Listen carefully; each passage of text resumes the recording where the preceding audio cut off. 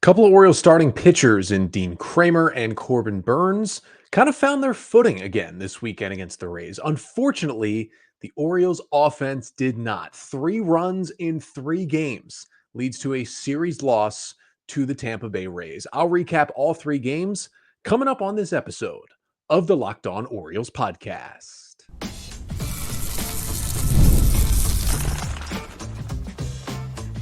You are Locked On Orioles, your daily Baltimore Orioles podcast. Part of the Locked On Podcast Network, your team every day. Hey there, Orioles fans. Today is Monday, September 9th, 2024, and welcome back into the Locked On Orioles podcast, part of the Locked On Podcast Network, your team every day. As always, I'm your host, Connor Newcomb. And coming up on today's episode, we are going to recap the Orioles series loss to the Tampa Bay Rays this weekend as they took the opener by a score of 2-0, but fell 7-1 on Saturday, fell 2-0 on Sunday, and dropped the series. I'll get you what went right, what went wrong, and a shout out to a player for all 3 games against Tampa. But that's all coming up on this episode of the Locked On Orioles podcast, which is brought to you by FanDuel.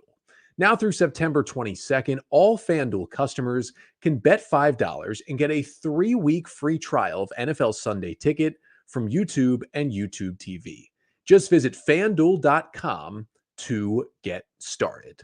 So it was a series loss for the Orioles. We're going to start with how it began on Friday, and it began with the one win of the weekend. Final score from Friday night in Game 1, Orioles 2, and the Tampa Bay Rays 0 in Game 1 of a 3-game set. We start with what went right from Friday night for the O's. Well, that was Dean Kremer's quick return. I could not believe when the O's on Thursday put out their probable starters for the weekend that Dean Kremer was listed to start the Friday game. Remember, this was less than a week removed from when he was drilled on the right wrist, his pitching wrist, with a 103 mile per hour line drive in that start last Saturday in Colorado. It was in the 4th inning. He immediately came out of the game because, there was a welt on his wrist that swelled up to what looked like the size of a baseball. It looked nasty. He had it wrapped up. He threw for the first time on Tuesday. And at that point, you're like, okay, maybe he won't go on the IL, but there's no way he's making his next scheduled start, which with an off day gave him 1 extra day, but still would have been Friday night. I didn't think there was any chance. And then he threw a bullpen and he felt better. And even Brandon Hyde over the weekend in Colorado was like, yeah, I don't expect Kremer to pitch in the next 4 to 5 days. And then the training staff and Kremer got together and he went out there on Friday night. And I got to say, I was a little nervous. Now, it was nice to see that the swelling was down and he felt okay throwing and he wanted to get the ball. That was all good and well. But you could all of a sudden go out there and throw 20 pitches and be like, I am still not right, and have to either A, maybe get beat up, or B, come out of the game super early and put your bullpen in a bad position. That's truly something that I think most Orioles fans, including myself, were worried about with him going into that start. Instead, he throws one of his best games of the season. Kremer ends up going 6+ scoreless innings in this game on 2 hits with 7 strikeouts and 3 walks on 88 pitches. Just 3 hard hit balls by the Rays offense against Dean Kremer in this game was pretty miraculous. He goes out there and he tosses 6 no-hit innings against Tampa. Came back out for the 7th. Orioles were leading 2-0. He had a no-hitter, gave up a single on the first pitch of the inning, then gave up another hit, and then there was kind of a weird liner to Ryan O'Hearn on one hop that got called an error. It took a nasty hop off the ground, which is why they didn't get an out. I probably would have scored a base hit, but it was scored an error. Either way, Rays load the bases and hit the ball pretty hard against him with no outs, and Brandon Hyde had Yennier Cano warming anyway in the bullpen, so it seemed like the time to make the move, and it turned out to be the right move because Cano got out of the jam and didn't allow any earned runs on Kremer's tally, but just tremendous. To go out there, and again, with 3, I said 3 hard hit balls. It was 4 actually, but still 4 hard hit balls pitching into the 7th inning is not just good for anybody. It's especially good for Dean Kremer, who is a guy who, even when he is having success, and he's had multiple runs of success in his big league career since the Orioles first called him up back in 2020, he's usually a guy who gives up a lot of hard contact and is able to pitch around those things to get big outs. This is one of the best starts of Kremer's career in terms of avoiding that hard contact. And that was a huge part of his game on Friday night as well. And the other huge part was he was avoiding contact in general more so than ever. And that may have been even a bigger key than just getting soft fly balls. 17 whiffs on 44 swings. 17 whiffs is the second most Kremer has ever had in a big league start. His stuff was playing maybe better than it ever has. I mean, you get 6 on the four-seamer, 4 on the cutter, 5 on the splitter, and 2 on the curveball, everything mixing in there. That splitter, he didn't throw it for a lot of strikes, but he got guys to chase. It was a really good pitch. And then he just filled up the zone with his 3 fastballs, the four-seamer, the cutter, which, I mean, that cutter had more right-to-left movement than maybe I've ever seen it from Dean Kremer. The sinker was a really good, just get me over strike one pitch at times.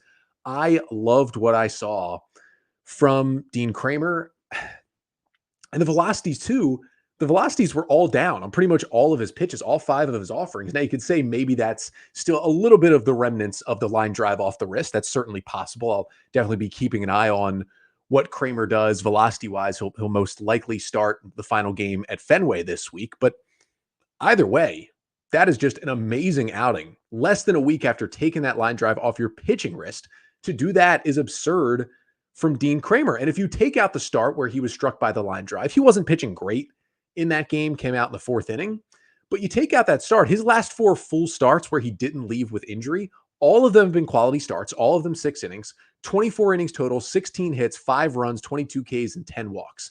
That is a 1.88 ERA for Kremer over that stretch. And this is kind of a trend for Dean Kremer's career. He's got a 3.81 career ERA after the All-Star break.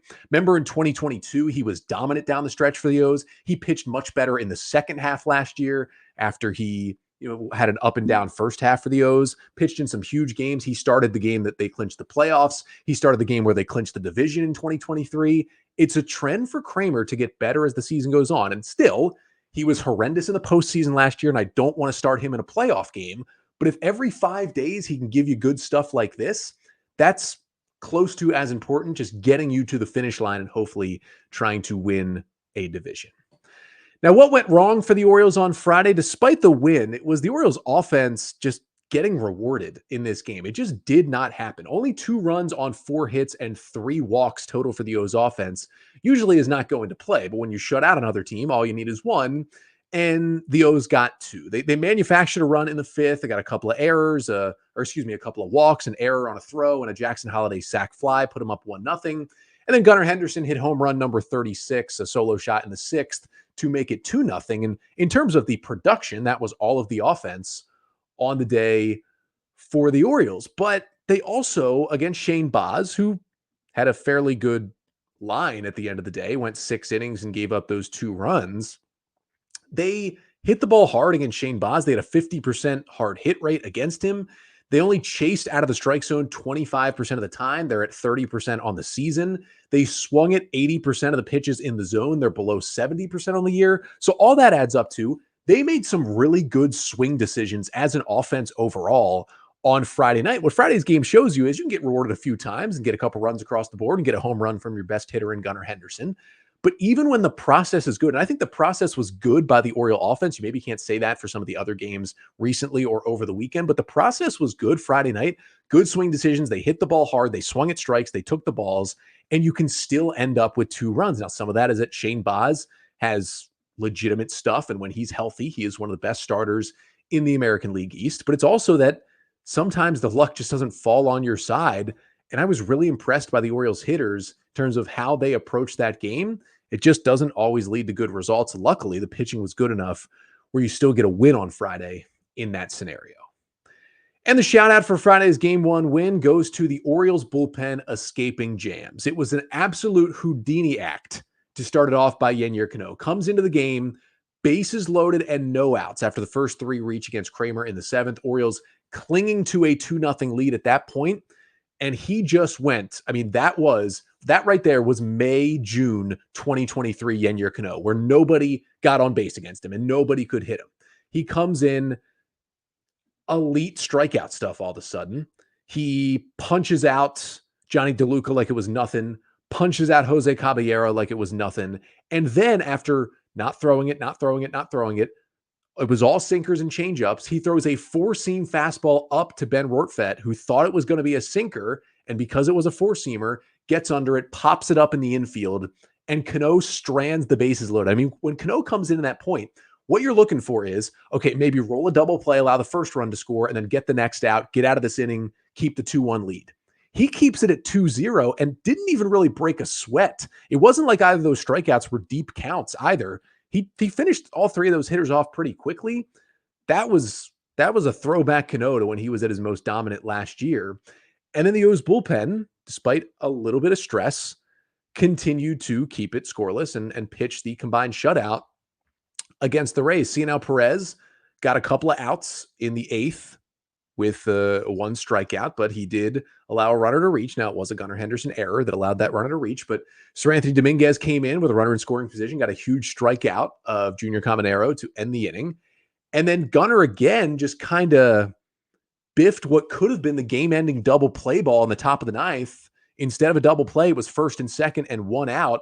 And Dominguez had to lock down. He goes strikeout pop-up to get out of that jam. Eventually, it was second and third, 2 outs. And he still was able to get the key out where a base hit would have tied the game. Just a beautiful, beautiful job by Cano, Perez, and Dominguez, especially Dominguez and Cano, those back-end guys getting out of those jams, showing off their strikeout stuff.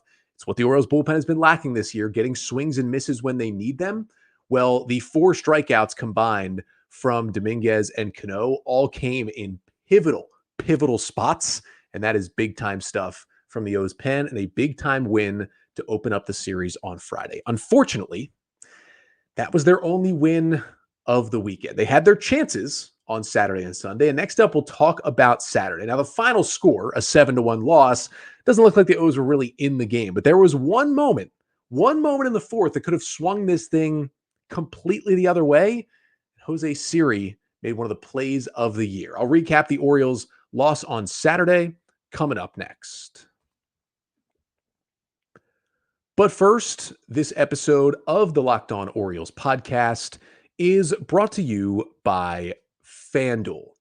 Now, you've heard us talk about FanDuel. It's America's #1 sportsbook. Well, we have something a little different for you. Now through September 22nd, all FanDuel customers can bet $5 and get a 3-week free trial of NFL Sunday Ticket from YouTube and YouTube TV. Then with the YouTube TV base plan, you'll be able to watch every regular season Sunday afternoon out-of-market game. All you need is a Google account and a current form of payment, and you can cancel anytime.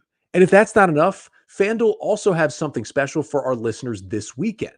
Be sure to check out FanDuel's Profit Boost in the app and use it for FanDuel's Double Your Winnings for all Sunday, September 8th pregame moneyline bets. Profit Boost will be starting on Friday, September 6th. You can view your account page now to learn more about your boost. And just visit FanDuel.com to download America's #1 sportsbook. And this episode of the Locked On Orioles podcast is also brought to you by the DK Law Group. DK Law Group is a Maryland-based law firm who is redefining the legal process with their modern approach. The DK Law Group specializes in real estate law, estate planning, business law, and family law. They're tech savvy, they treat their clients like family, and they focus on keeping your legal solutions simple. And one of the things you'll quickly notice with the DK Law Group is their transparent pricing. They believe in clarity in cost and that no one is left in limbo. So contact the DK Law Group today at dklawmd.com. And Locked On Orioles listeners can call today to schedule a free 30-minute consultation when you mention the tagline, Empowering Legacies.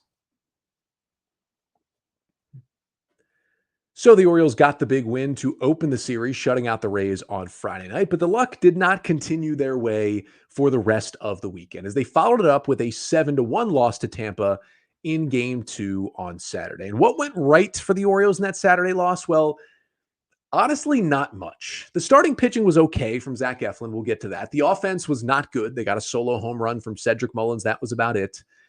And the bullpen, it gave up some runs. Gregory Soto ended his streak at 10 consecutive scoreless outings. Birch Smith, Craig Kimbrell also allowed a run out of the pen as the Rays kind of pulled away late in this Saturday game. Defense wasn't amazingly crisp either. So if I want to pick out one thing, maybe I'll just say that Craig Kimbrell threw a changeup. And while he still ended up giving up a run in a low leverage spot, 6-1, top of the ninth inning, he gives up one extra run. He did throw a changeup. And this is a pitch that Kimbrel has been working on throughout his career. He's thrown it sparingly a few times here and there earlier in his career. He worked on it a good amount in spring training this year. He talked about the possibility of adding it to his repertoire. And then he had a really great first half just with the fastball and the curveball and felt like he maybe didn't need it. It's never been a pitch he's really thrown regularly at all. So in his mid 30s would be a big change for Kimbrel to make. But with all these struggles that Craig has had in the second half, being removed from the closer role and now just kind of holding on to a low leverage spot at this point in the Oriole bullpen. I talked about it a couple of weeks ago when I did an episode, basically, what should the Orioles do right now with Craig Kimbrel? Because it's clear he's not rejoining the closer role at any time soon. How can they at least get him to be a contributing member on some level of the bullpen? And one thing I talked about was changing up the pitches in the pitch mix. And I talked about he could add that changeup he has always talked about. And while he only threw it once, and StatCast didn't even recognize it because it's a pitch he's barely thrown in the last 6 years, essentially, it was clearly a changeup. It was an 0-1 pitch to Josh Lowe. It registered 90 miles an hour on the radar guns, about 89 to 90, and it had some serious drop. It started around the knees and dropped below the zone, and it got Lowe to swing and miss to get Kimbrel ahead 0-2, and he would eventually strike out Josh Lowe with a pretty nasty sweeper as well in that at-bat. And again, it was one pitch out of, what did Kimbrel throw? 21 in that outing in the ninth inning. It wasn't something that's going to completely change his season, but at least it tells me that Craig Kimbrel is willing to incorporate that pitch. It got to this point where he's been one of the worst stretches of his very long and potentially Hall of Fame worthy career as a reliever.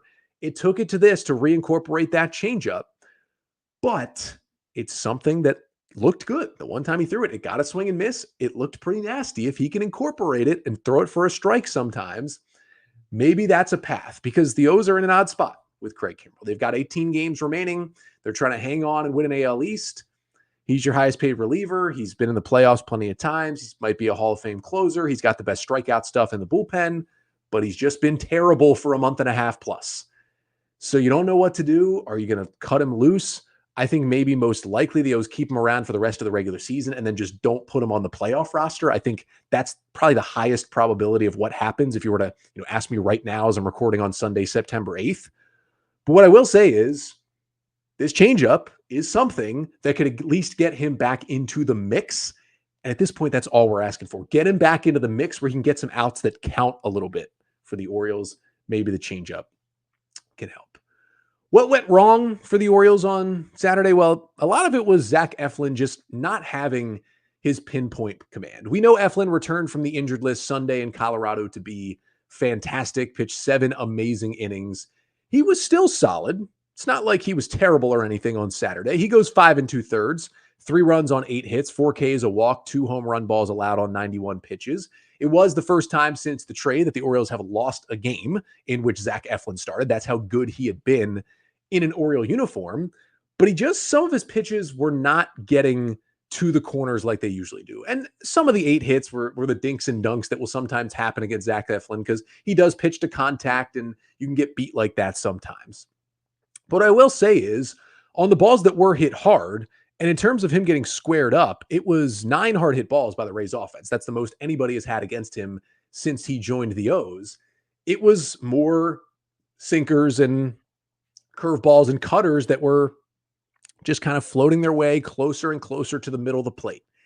And that is an issue for Zach Eflin. Like, he had a 52% in zone rate. The cutter was 70% in the zone. A lot of his fastballs were in and around the strike zone, but leaving him over the middle. When you combine the fact that he didn't have the exact pinpoint command with the fact that, hey, if anybody was going to know how to figure out Zach Eflin, it was going to be the Tampa Bay Rays, the team that he just pitched for the last year and a half before they dealt him to the Orioles at this year's deadline. And he still was very close. I mean, a couple of dinky hits with 2 outs in the 6th, or he gets through a quality start of 6 innings and 2 runs and keeps the Orioles right in this ballgame, which he still did, even though he had to come out with a couple of outs in the 6th inning after 3 straight hits. It was still a good start, don't get me wrong, but 2 home run balls was tough. I mean, giving up one to Taylor Walls, he has not had a good season. Yandy Diaz is Yandy Diaz, but overall, that start didn't worry me at all. It wasn't as good as the others.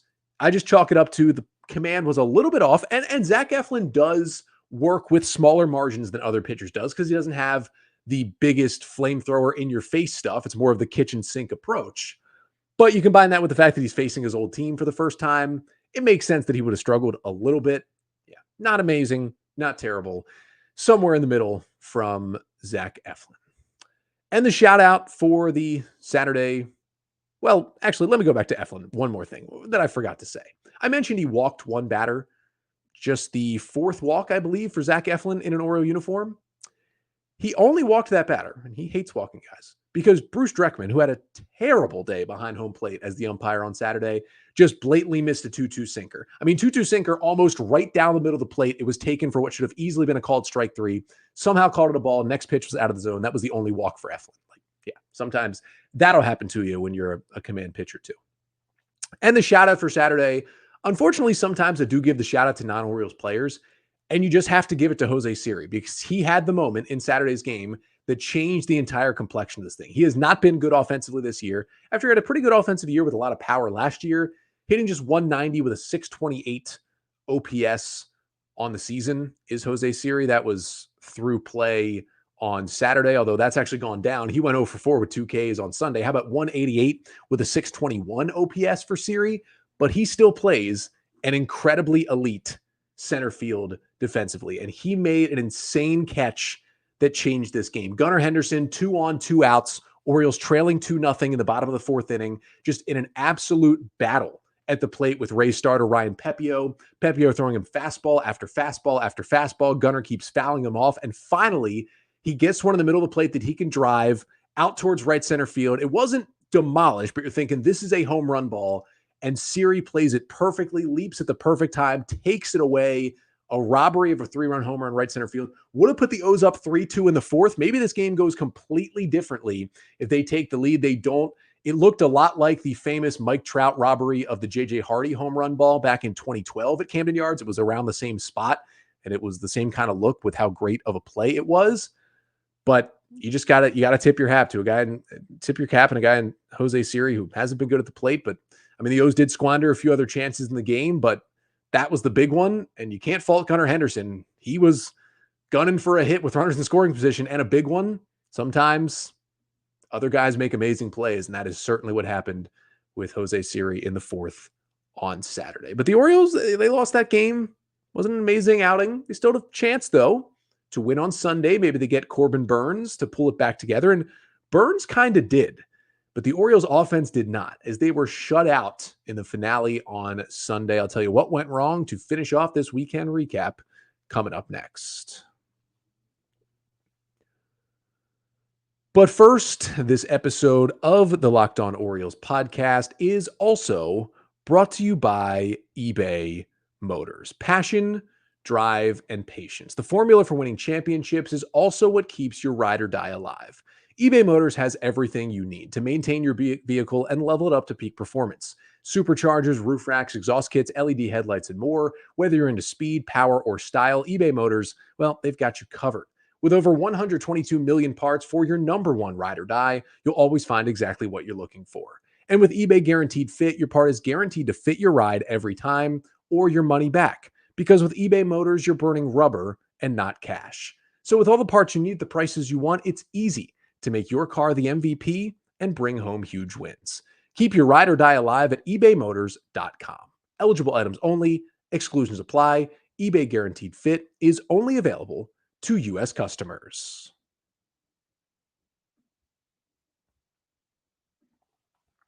So to finish off today's weekend recap, we talk about the loss on Sunday. After the O's won 2-0 on Friday, they lost 2-0 on Sunday in the rubber match as the Rays take 2 out of 3 in the series. And after the Orioles were 8-2, had won every series against the Rays to begin the year, the O's get the final one. Still a really good year against Tampa. You go 9-4 against the Rays, a team that has really beaten up on the Orioles over the years. That's a good season against the Tampa Bay Rays. But the Orioles in total fall to 82-62 on the season now with 18 games remaining.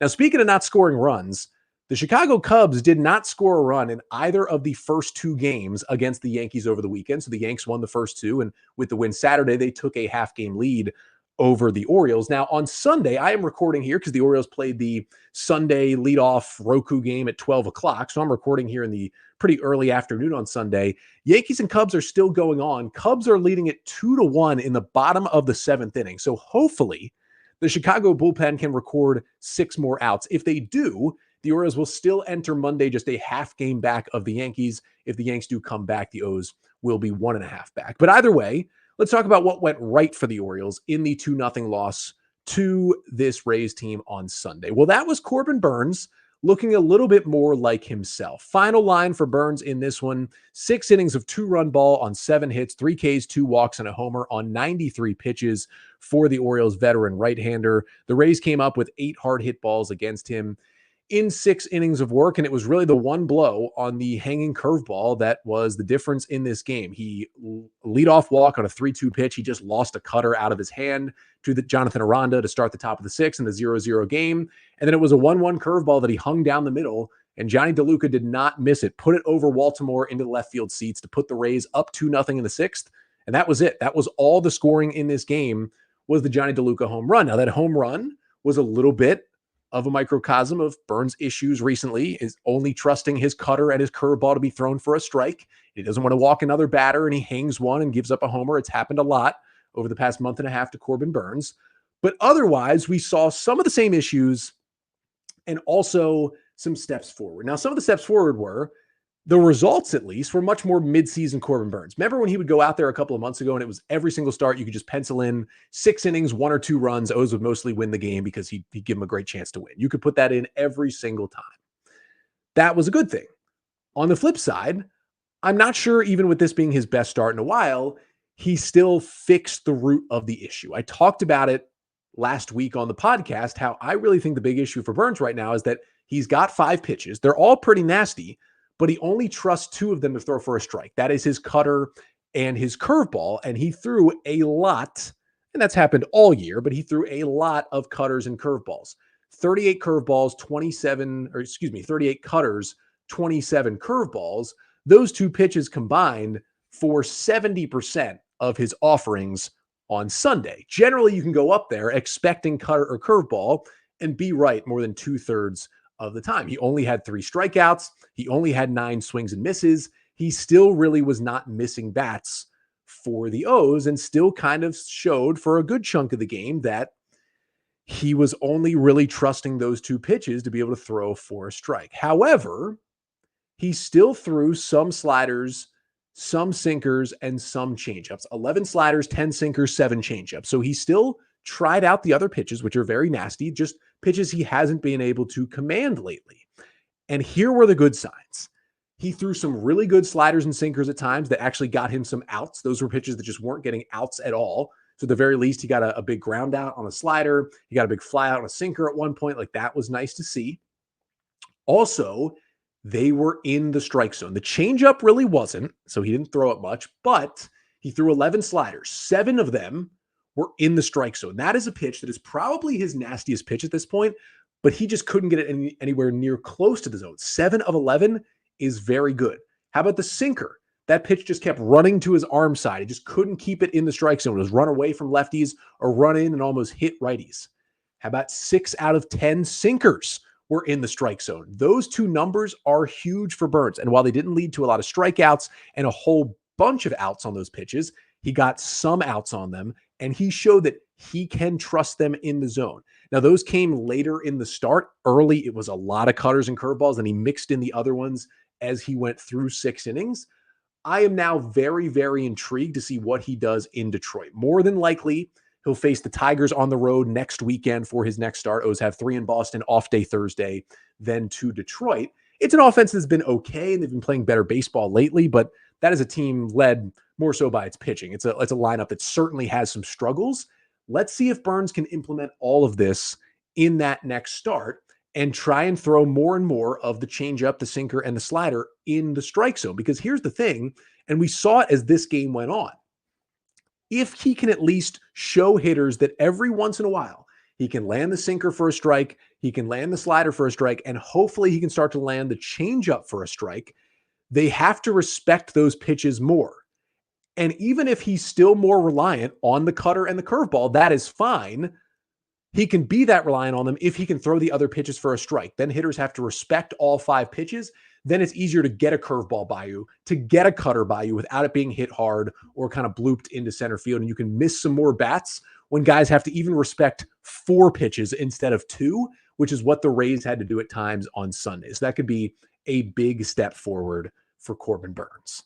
Now, what went wrong on Sunday for the O's? I think it's pretty obvious. It was the Orioles offense. They were shut out for just the 6th time this season and scored only 3 runs in the 3 games, and have scored only 4 runs in the last 4 games after they scored only 1 in the series finale loss to the White Sox on Wednesday. They did have a chance in the first. They got 2 on with 1 out against Zach Littell, but they didn't convert, and that was really all they had against Littell, the Rays starter in this game, who wasn't anything amazing, but 5 scoreless innings is 5 scoreless innings every time you go out there. And they did get 2 on in the 8th with nobody out. That was nice to see. Couldn't bring them home. They got 2 on in the 9th with 1 out. Nice to see. Couldn't bring them home. It was good to see them rallying against some pretty nasty arms in that Rays bullpen, but just couldn't get that big hit. And there were a lot of quotes from Orioles hitters after the game on Sunday saying, hey, we're doing too much. Brandon Hyde had similar quotes, just pressing, trying too hard. And the O's have been through, we know, multiple stretches like this offensively this year. Now, even on Sunday, but throughout the weekend, they were striking out, but not an insane amount. They were chasing some, but not an insane amount. It's not like those numbers are way out of whack where it's like, wow, the Orioles are just seeing nothing at the plate. They're just not making quality contact right now. Not a lot of hard hit balls in any of the 3 games against the Rays over the weekend from an Orioles team that, through the first 3-4 months of the season was maybe the best team in baseball in terms of hard hit rate. They were crushing everything, even if it did turn into an out. That's kind of swung a little bit for this O's team. And that's not what you want to see. And we're kind of also at the point where Gunnar can't do it all. He had 5 hits this weekend, should have had 6 had Siri not robbed that homer. The rest of the Orioles had just 10 overall. Now, Cedric Mullins did homer, and he reached base 5 times during the series, which is really good to see for Cedric, who's been so much better offensively in the second half of the season. But it's kind of a nothing burger across the board for the rest of the guys. Like Anthony Santander's bat has slowed down a little bit, and we know Adley is still struggling, and Ryan O'Hearn is still hitting the ball pretty hard, but he's slowing down a little bit. And you still don't really want to trust Austin Slater in there every day, although he's been swinging it better than a lot of guys. And I think Westburg coming back would be gigantic for this team. I mean, you're starting Nick Maton and Emmanuel Rivera because you're trying to get something to go. Maybe you want to start Kobe Mayo, but you don't really trust him defensively at third base, and he still hasn't had the bat come around, although he worked a nice walk and stayed in there and before striking out to end the game on Sunday. It's just things are not clicking all the way right now for this O's team. We know that. It's been that way for a couple of months now. They're still right in the thick of this division race despite things not clicking. And Corbin Burnes said it best after Sunday's game. He feels like the team is 2 steps forward, 1 step back all the time right now. They can't put together a sustained stretch of baseball, but he basically said, look, we're going to be in the postseason. And while they haven't clinched yet, the teams behind them are not playing good ball. The teams that would try to chase them in the wild card, the Red Sox, the Tigers, the Mariners, the Rays, those teams are 4, 5, 6 games back of just the wild card. Those teams are 10 games back of the Orioles right now. It would take a lot to run them down. So they're going to be in the postseason, and Burnes said it, hey, we've got 18 games now to figure it out for the playoffs. And that's how I look at it. I'd love to win the division, to get this team that's very injured 5 extra days of rest. But even if it is just the wild card, they're going to be in. You just got to use these next 2 to 3 weeks to find a way to pull things back together, especially on the offensive side. And the shout out for Sunday, well, that goes to 2 relievers on the Orioles roster bubble. Matt Bowman came in, went an inning and 2/3 scoreless with a couple of strikeouts, followed by Keegan Aiken, who went an inning and third with 3 Ks.